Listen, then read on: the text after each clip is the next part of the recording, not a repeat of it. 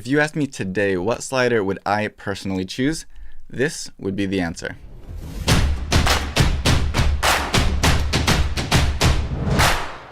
Hey, my name is Scott and welcome to the channel, or welcome back. Today we're going to be talking about sliders, and specifically this little guy right here, which is the Micro 2 from Zeapon, which I think was formerly known as pork sets. Surprisingly, there's a ton of variety on the market for sliders. You have aluminum or carbon fiber, you have different sizes, you have motorized units and non-motorized units, and even within those categories, you have tons of different varieties. So it's just an incredibly complex choice for such a simple item. This slider right here is not carbon fiber, so it's not especially lightweight. It's obviously not huge, and it's also not motorized, at least at the moment, although that may be coming in the future. However, I can almost guarantee you that you will get better footage from this slider than from a lot of other sliders for two simple reasons. You'll be much more likely to have it with you. Seriously, it's that simple. You'll never ever get any results out of a slider that's too big to bring along with you. For plan shoots, fine, go crazy. Get larger sliders, get motorized sliders, things that can take up a little bit more time to set up. You know, even something that maybe you can mount on two tripods on either end for a steadier shot. But for casual shoots, you can literally bring this along with you in your backpack, which means that you will have it when you find that shot that just inspires you. I wish I had a slider right now. You're gonna have it with you. Of course, there are other small sliders out there on the market as well, motorized and not, but this one, although it's only about 30 centimeters long, it's gonna give you about 60 centimeters of travel, so you're really not sacrificing a whole lot here by having that small design. The gears on here have a really nice fluid-like resistance to them. Now, this is kind of a don't really know it until you try it type thing, but oh man, the movement on here is so buttery smooth. I'm not talking smooth as in not bumpy, because of course, yeah, it's smooth in that way as well, but so are a lot of other sliders. I'm talking about the actual consistency of the speed in your motion. I feel like that's something that people often overlook in non-motorized sliders, is that you're relying totally on your hand to keep that motion a steady speed from one end to the other. If you slow down your footage into slow motion in post, then maybe it's not as noticeable, but I personally struggle to get a smooth and consistent speed as I pan across with just my hand. But the fluid resistance that you get here, much like the fluid head on a tripod, a video tripod, it kind of helps you to achieve that with a lot less effort. Basically what it does is that resistance will kind of fight against those smaller inconsistencies in your hand movement, so that way they don't show up in your footage as much. And on top of that, the fluidity of that movement kind of keeps its own momentum a little bit. So the momentum that you have going combined with the resistance against your own hand's imperfections really combine to help make a lot easier to get that smooth footage that you want. The resistance also really helps when you have this on an angle, because you can use that resistance together with gravity, maybe just a light touch to support it by your hand, and you can get really effortless, smooth shots coming down at an angle, and it's not just going to slam to the bottom of the slider because you don't have that freedom for just it to fall down there. You do have the resistance fighting against gravity, and again, it just takes a very gentle touch by your hand to kind of guide it down at the speed that you want. Again, at a lot more consistent speed than you could do without that resistance built in. Now, that's not to say that it's perfect, but a lot of my complaints kind of come along with this design inherently. So let's go ahead and take a look at how to get this set up and how exactly it works. So what I've got here is the Micro 2 slider and the Easy Lock base, which is sold separately. The slider itself cost around $200 and the base will go for under $100. On the main body of the slider, you have this center section here, which will slide left and right with this track. It's locked with these two little kind of push locks here. Just push that and you can unlock it, and that will slide left and right. But what you will also notice is that this track itself does also slide left and right within this kind of base, the center base here. So this center part is sliding within this track, and the track itself is sliding within this center part, which is what gives you double the range considering the small size.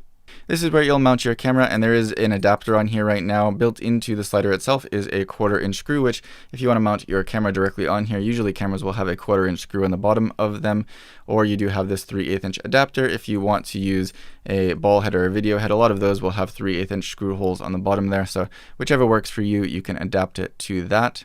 But this design also means that the only place you can mount this onto a tripod is in this center block here, because it's the only part that remains stationary as you slide it back and forth. So usually traditional sliders will be able to be mounted at the ends as well on two light stands or two tripods, and you can't do that here. And there is a little bit of, sacrifice sacrifice that you're making for the stability in that case, but this is meant to be a portable, kind of everyday, backpack friendly slider. And obviously, if that's what you're looking for, you're not going to be carrying around 2 light stands or 2 tripods with you anyway. That also means that although there are some little rubber nubs on the bottom here that allow you to kind of sit it comfortably on a table or something like that, you're going to very, very quickly lose your center of balance as you slide it out. It's going to fall over here, and that's not going to be good. So you do need a mini tripod like this one right here, or something like this Easy Lock base, which we'll talk about now.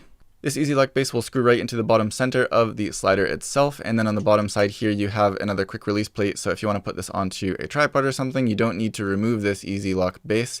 You can just do it right there, and then you can use this quick release plate, which we'll show you how to take off in just a second, to remove it and put it onto a flat table or something like that. You can go back and forth very quickly, and there are also these legs which extend out and the little feet that fold down, so you can get a wider base here. And so this allows you to use it on a flat surface like a table without it tipping over quite so easily.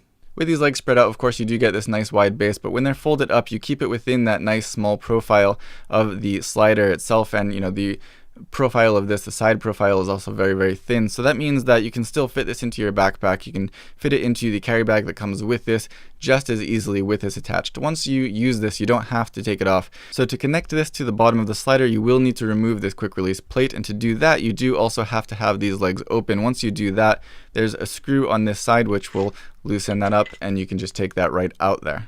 Now you can see you have a screw right here, and that's what you're going to use to connect this to the bottom of the slider. So let's go ahead and do that now. Just a quick side note here, there is a tool that's built into here and held in place by a magnet, although it's not a screwdriver for this center screw, which I think for me, I would use this most often. This is just like a small little Allen wrench here. So I think that they could have utilized this space for a more useful tool, but you do have it built in here anyway. So you can see the little kind of cutout half moon type shape on the bottom of the slider matches up with the little protrusion on this Easy Lock base. So you'll line those up and just screw it in nice and tight. Now we can go ahead and put this down on the table, and once we unlock it, you can slide back and forth much easier without it losing its balance.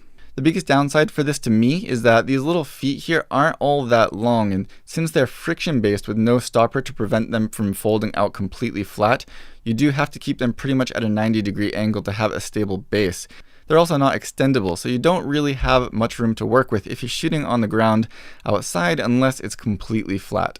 If you do try to extend these legs out at a more extreme angle to make up for uneven ground, you'll find very quickly that it's going to just push down and lay flat, and so that's not going to give you a stable base either. Overall, the sliding body design also means that you won't very easily be able to get angled shots just by putting one end up onto a step or a ledge or something, because as you slide down, it will pretty quickly just bang into the ground, and that ruins your shot. Basically, I found that the best way to use this is with a mini tripod like this, which is actually the base from the iFootage Cobra 2 monopod.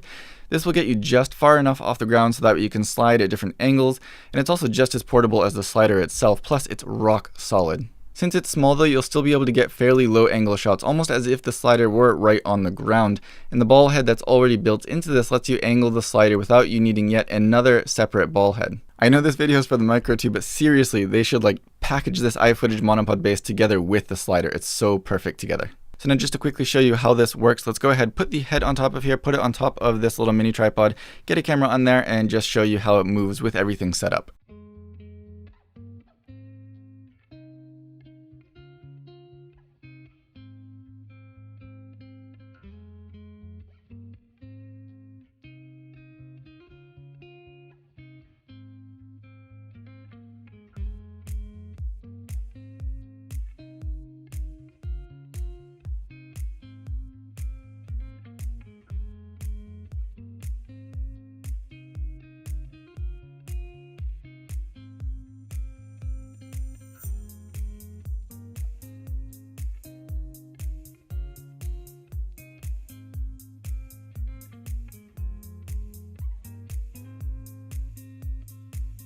So all in all, you should know the restrictions that a design like this inherently bring with it, but I found that having a mini tripod like this one from iFootage really does solve most of them. The one remaining issue that having a mini tripod doesn't really help at all is the fact that you have to mount this in the center, and as with any slider, when you mount it in the center, you're going to have a little bit of flex when you slide out to the ends, especially with a slightly heavier setup.